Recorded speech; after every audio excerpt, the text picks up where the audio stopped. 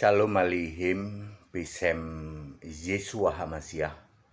Salam sejahtera di dalam nama Tuhan Yesus Kristus. Saya Pendeta Henry Tandianta MPS. Itu Pak HTD pakai baju apa? Begini, entah kenapa saya muntah-muntah. Lalu saya dikerokinnya itu pakai balsem yang panas teak ya. Jadi ini panas banget ya, karena panas ya saya nggak pakai baju dulu, cuman pakai apapun namanya lah, ini kain saya lilitkan gitu. Soalnya dari punggung sampai ini kan dikerokin merah semua, panas. Ya, iya, gara-garanya biasalah saya itu sebenarnya aneh juga ya, kalau kena AC saya itu pasti masuk angin, tapi kalau tanpa AC nggak tahan juga karena gerahnya bisa gerah ya. Ya itu kan karena nggak keluyuran ya. Saya ini tipe orang yang harus gerak terus, jadi saya malah enjoy kalau kesana kemari, tapi masih belum boleh nih sama istri. Baik, Bapak Ibu Saudara, sekali lagi saya berterima kasih karena sekarang ini saya dipermudah oleh Pak Ustaat 717. Beliau sudah saya baptis dan beliau sudah very clear paham Alkitab. Jadi saya khotbah sekarang banyak memakai tulisan dari beliau. Nanti Pak Ustaat 717 akan saya beri tongkat estafet ya. Ya, Pak Ustaat ya 717. Judulnya begini: Tanda lahiriah versus tanda roh kedatangannya. Ya. Kedatangannya itu maksudnya kedatangan kerajaan Allah, kedatangan Yesus di awan.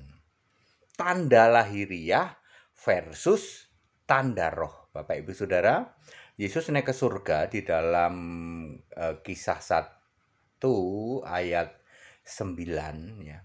Yesus naik ke surga, lalu malaikat ngomong, "Kalian kenapa lihat ke surga? Nanti dia akan datang dengan cara yang sama." Maksudnya cara yang sama itu adalah nanti ditutupin awan. Sesuai misalnya di dalam Wahyu 1 ayat 7, kemudian Matius 16 ayat 27, lalu 1 Tesalonika 4 ayat 16-17, 1 Korintus 15 ayat 51 dan 52. Ya, saya ulangi. Caranya sama, tapi yang datang siapa? Yesus. Ya nggak mungkin kalau Yesus. Kalau yang datang di awan nanti Yesus, maka nabrak ayat Alkitab, Allah dibentuk hanya satu kali di dalam Yesaya 43 ayat 10. Jadi siapa yang datang nanti di awan? Anak domba gitu kok, udah jelas kok. Ya. Wahyu 19 ayat 6 sampai 10, makanya disebut perjamuan kawin anak domba. Anak domba datang di awan, lalu kita yang percaya Yesus ikut kebangkitan pertama, dibangkitkan, lalu perbuatan baik kita ditukar dengan mahkota, lalu masuk surga. Surga yang mana? Langit adalah tahtaku, bumi adalah tumpuan kakiku. Nanti kita diturunkan ke bumi baru nanti ya, ke Yerusalem baru. Baik, jadi yang dimaksud tanda lahiriah dan tanda roh adalah kedatangannya di awan. Bapak Ibu Saudara, saya ingin mengatakan bahwa hamba Tuhan paling bodoh adalah, yang ngomong gampangnya gini lah, pendeta paling bodoh itu kalau ya membahas kedatangan anak domba atau kedatangannya di awan memakai tanda fisik. Itu paling bodoh itu ya. Banyak pendeta ya memakai tanda fisik untuk menceritakan kapan kedatangannya. Tanda fisik ini bisa untuk nipu. Dulu pernah ada kan di Jakarta sama Palembang tuh, Yesus mau datang misalnya bulan Maret tanggal sekian tahun sekian. Ayo semua pada ngumpulin harta dihibahkan ke gereja. Ujung-ujungnya tahu pendetanya ditangkap polisi lah. Ya cuma nipu ya. Baik, kedatangannya di awan ini tulisannya Pak Ustaat 717 ya. kedatangannya di awan, kedatangan Tuhan di awan, kebanyakan oleh pendeta Tritunggal maupun pendeta yang ngaku Allah Esa gadungan, ya, akan fokus ke tanda lahiriah. Nomor 1, perang ada di mana-mana, makanya Yesus sebentar lagi datang, itu kata mereka. Ya. Kedua, bencana di mana-mana, berarti Yesus sebentar lagi datang, itu kata mereka. Ketiga, penyakit di mana-mana termasuk COVID, virus, berarti Yesus sebentar lagi datang. Nomor 4, dari 7 materai di kitab Wahyu ya, hanya 2 yang pakai tanda fisik, yaitu materai keempat, kelaparan sampar global, dan materai keenam, benda langit berjatuhan, dan itu semua belum terjadi. Sisanya 5 materai adalah tanda rohani. Debatable ini menurut kami bukan 2 Pak, mungkin sekian-sekian ya. Intinya adalah di dalam 7 materai itu ada yang memakai tanda fisik, ada yang memakai tanda roh. Kan itu maksudnya ya. Nomor kelima, dari 7 sangkakala hanya ada 1 tanda fisik, yaitu sangkakala ke-1 saja, hujan es, api bercampur darah, Wahyu 8 ayat 7. Dan itu semua belum terjadi. Sisanya 6 sangkakala adalah tanda rohani. Itu debatable Pak, menurut kami bukan 1 ya, silahkan. Intinya bahwa baik materai maupun sangkakala ada tanda rohani, ada tanda fisik. Lebih banyak tanda yang roh daripada tanda fisik. Mari kita lihat apa yang tertulis di Alkitab. Tadi saya bilang apa?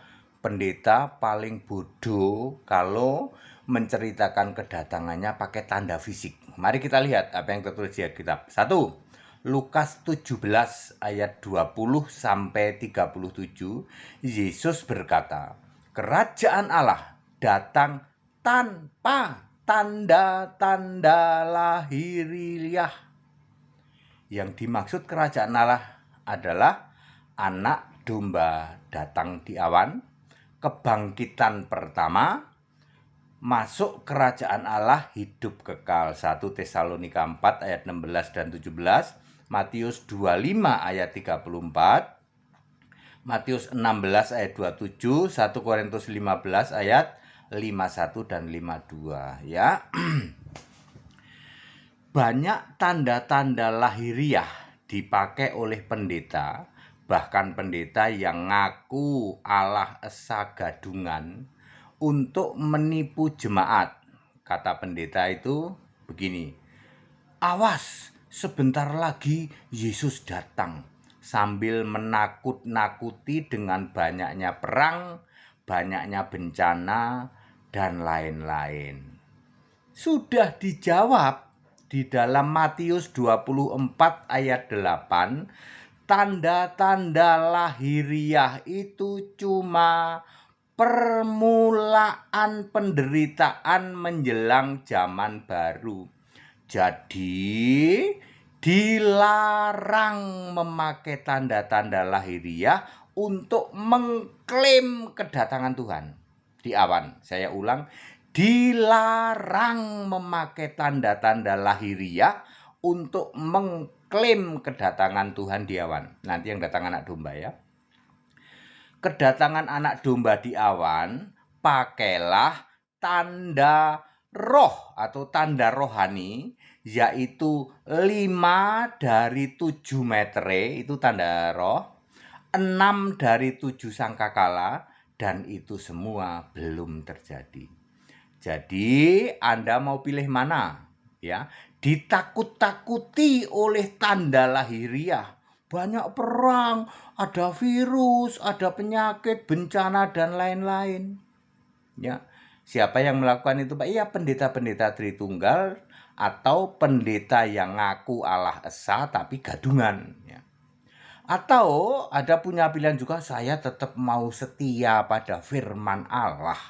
Ya, bahwa kedatangan Tuhan di awan, kerajaan Allah, tanpa tanda fisik. mendingan kita ya mencari tahu tanda-tanda yang rohani. Tadi sudah saya bilang 5 dari 7 meterai adalah tanda roh. Cuma ada 2 yang pakai tanda fisik. 6 dari 7 sangkakala ya adalah tanda-tanda roh. Hanya ada 1 tanda fisik ya. Tadi sudah dijelaskan. Ya, jadi Bapak Ibu, ini tulisan dari Pak Ustaat 717. Saya banyak dibantu oleh beliau. Nanti beliau akan kami tunjuk ya sebagai penerus estafet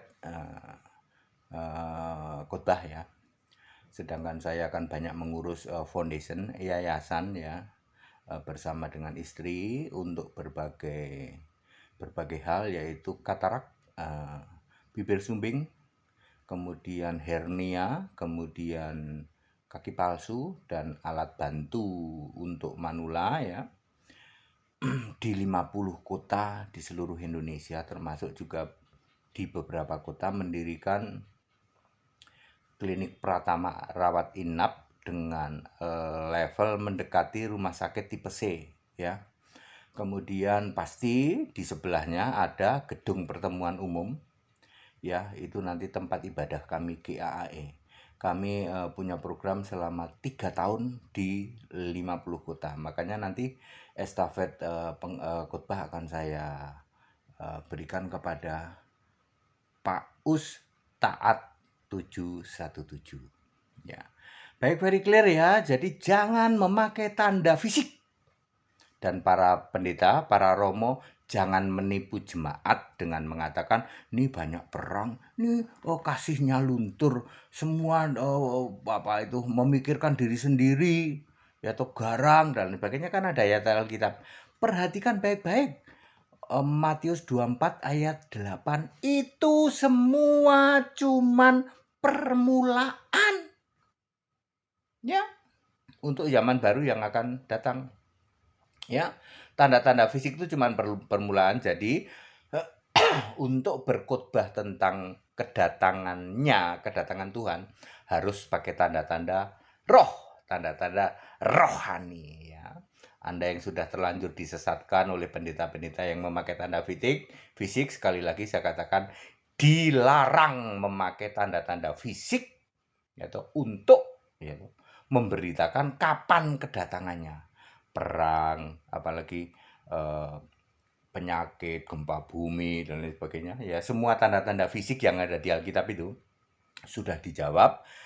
Matius 24 ayat 8. Itu cuman permulaan. Tadi kata-katanya bagaimana ya? Coba ya. Kata-katanya mungkin ya. Bentar ya.